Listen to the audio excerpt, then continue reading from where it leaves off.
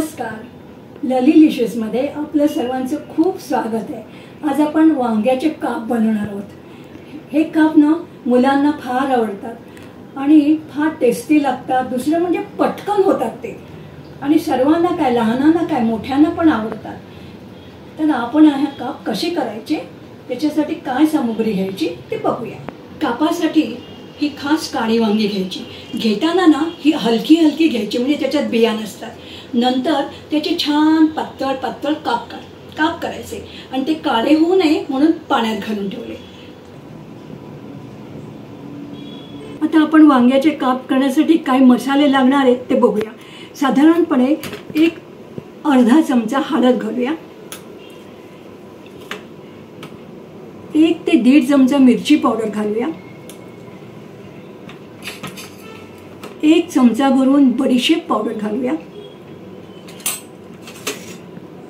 1 अर्धा चमचा चवीनुसार आपण मीठ घालूया, लागलं तर परत घालूया। नंतर हे बेसन म्हणजे डाळीचं पीठ, हे तेल, आपल्याला तेल तर लागणार, आणि हा बारीक करून घेतलेला लसूण, ही आपली झाली सामग्री। चला आता आपण सुरू करूया। आता आपण हे वांग्याचे काप पाण्यातनं काढून बाउलमध्ये ठेवूया।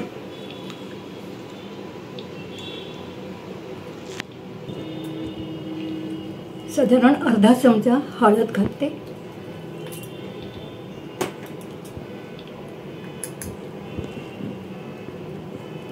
साधारण 1.5 चमचा आपण तिखट घालूया,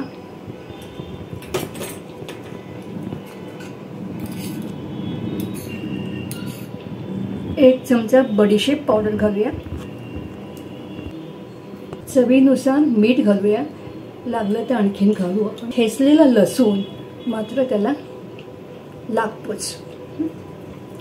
नंतर हे सगळे काप आहेत ना, हे आपल्याला हातानेच त्याला सगळा मसाला लावायला लागेल, कारण तो लागणार नाही नाहीतर, म्हणून आपण त्याला हाताने व्यवस्थित सगळा मसाला लावून घेऊया।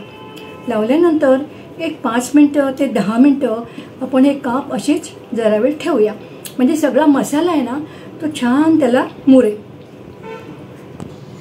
आता मी ह्या कापांना दोन्ही बाजूनी अगदी व्यवस्थित मसाला लावून घेतला, सगळ्या कापांना बरोबर मसाला लावलेला आहे।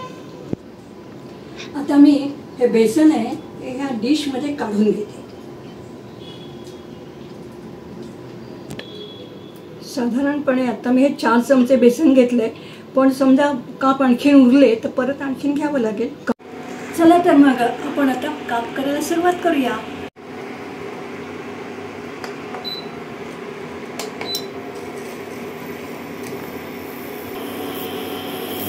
हा तवा तापल्यानंतर आपण याच्यामध्ये थोडं तेल घालूया।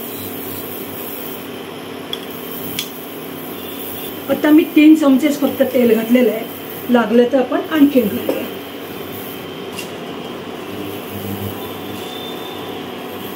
आता हा आपला तवा चांगला तापला। आता एक एक काप आपण ह्या पिठामध्ये उलटा सुलटा करून त्याला पीठ लावायचं। पीठ लावल्यानंतर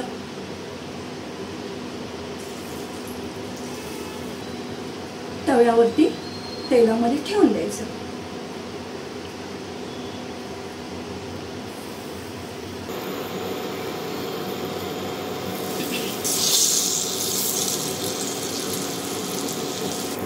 आता आपण एक एक करून हे त्यांना उलटे करूया।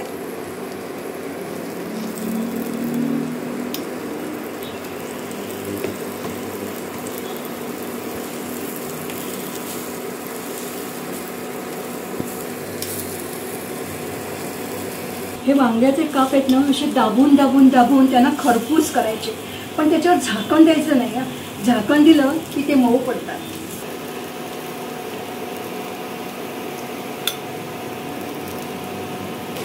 बघा आता ह्या कापांचा रंग कसा बदलून गेला, अगदी मस्त खरपूस काप झाले।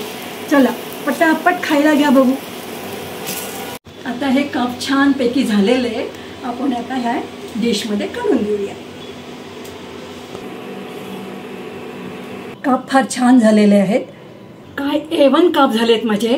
तुम्ही खाऊन बघा आणि खरं तुम्हाला आवडले असले ना तर माझ्या चॅनलला सबस्क्राईब करा, लाईक करा, शेअर करा. धन्यवाद. बाय.